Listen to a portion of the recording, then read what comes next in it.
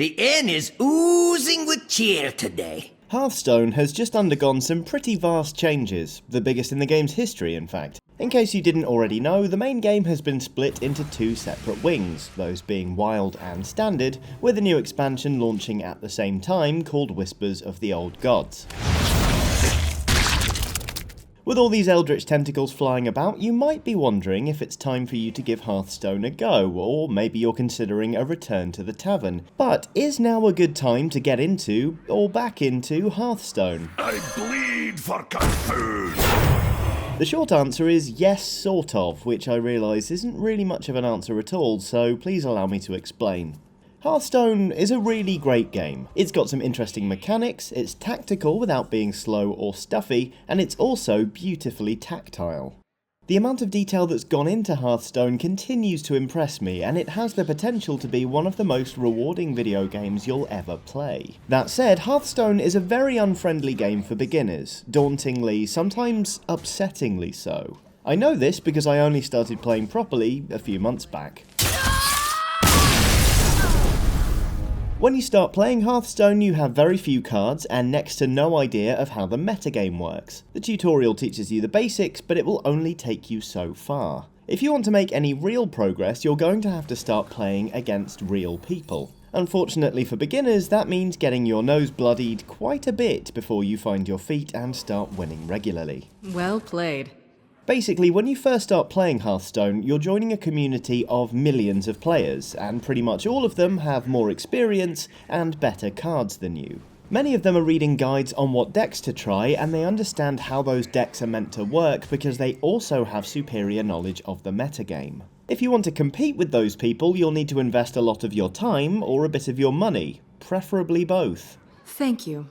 You can, of course, play in the arena, which lets you slap together a deck with cards you may not necessarily own, but it costs gold to enter the arena. Given you earn gold by beating other people and finishing daily quests designed around playing other people, you can kind of see the issue here. So yes, Hearthstone is unfriendly for beginners, but despite all this, if you've ever considered giving Hearthstone a go, now's the time. See, I briefly mentioned Hearthstone's card meta earlier, and don't get me wrong, it's big and it's packed with little intricacies. Frankly, those people who can play against an opponent and accurately predict what they've got in their deck astound me. Happily, Hearthstone's meta just got considerably more manageable thanks to Standard. Standard is a new mode whereby only cards that were released in the current and previous calendar year, as well as the game's core cards, are available. This is designed to keep the card pool relatively manageable and allow for Blizzard to have a bit more control over the metagame as Hearthstone continues to expand. Practically, that means there's less for players to memorise, but it also means new card expansions, like Whispers of the Old Gods, have more sway over the kinds of decks people start building and playing. Wild, on the other hand, is there for players who still want to use the full gamut of cards. It's crucial that long-term players of Hearthstone remain supported, of course, but the separation of Standard and Wild means newer players get the chance to learn about all of Hearthstone's cards gradually, which is brilliant. I pre-ordered Whispers of the Old Gods and also unlocked 13 free packs by winning matches, and for the first time since I started playing Hearthstone, I feel like I've got a fairly robust card collection.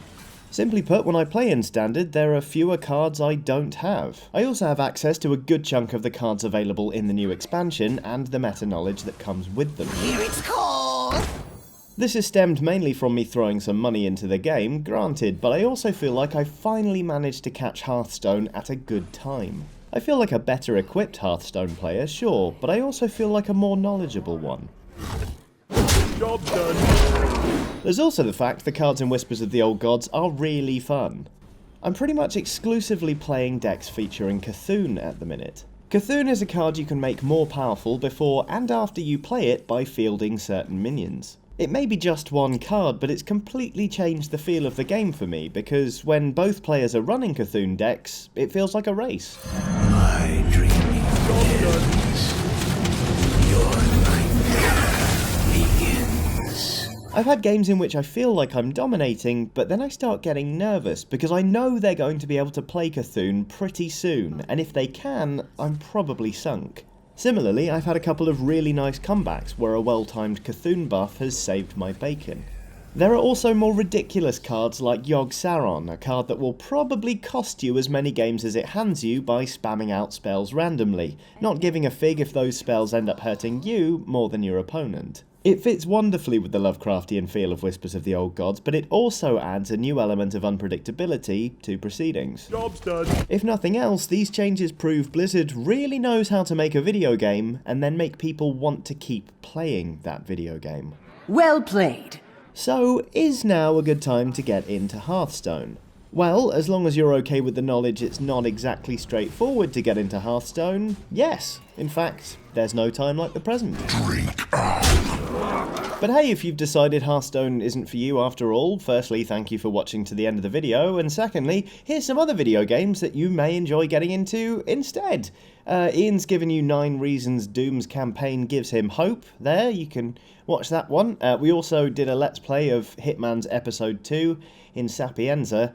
I'm not very good at Hitman, as it turns out. And we've also had a quick look at Mirror's Edge Catalyst recently, because that's just come out of a closed beta, and it's quite good. So, if you fancy watching some of those, great. If not, thank you for watching this, and please do like and subscribe for plenty more from Eurogamer. Bye!